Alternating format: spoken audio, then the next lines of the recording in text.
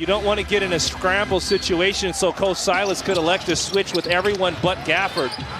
Quick release. Caldwell Pope got it up and in a three. Wow, big shot there from Big Caldwell time. Pope. Long way to go in this game. That took 2.2 seconds. And that's an ideal situation there because, like you said, Craig, he doesn't take any time. But Caldwell Pope, we talked about it earlier, he's a world champ. He's been in these high-pressure type of situations. And the thing about Caldwell Pope, man, he gets out and he competes. But, you know, ideally, wow, you want to see the Wizards have to take time. But just a small amount of time there. And Caldwell Pope, no hesitation. And KPJ is just trying not to foul him there. That was Christian Woodley, the Rockets, in scoring. And here we go. Rockets advance the ball and are up by 2 points with 46 and 3/10 seconds to go. Looks like Eric Gordon's going to zip her up, and you're going to play through Eric Gordon. Gordon has 9 in the quarter. Slips one to Wood. Broken up by Kispert. Picked up by Caldwell Pope. Got to put that pass in the air. Now you have to defend without fouling, communicate all switches. The Wizards have been clutch. Can they do it again? Caldwell Pope pressured, no. Neto curling, driving block, that's a goaltend. It will count, and the game is tied at 111.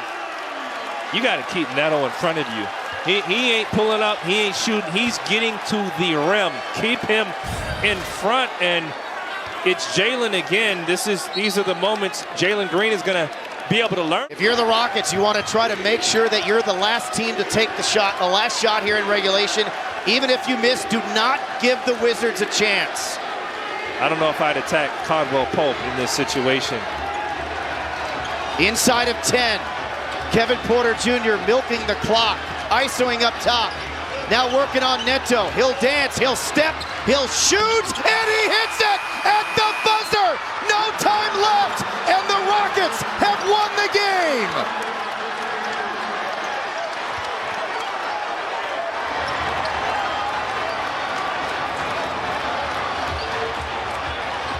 Great stuff there by Kevin Porter Jr., Ryan, after the great early start. And then some issues in the middle. Stephen Silas trusted Kevin coming off the suspension to take the shot to win the game, and he delivered.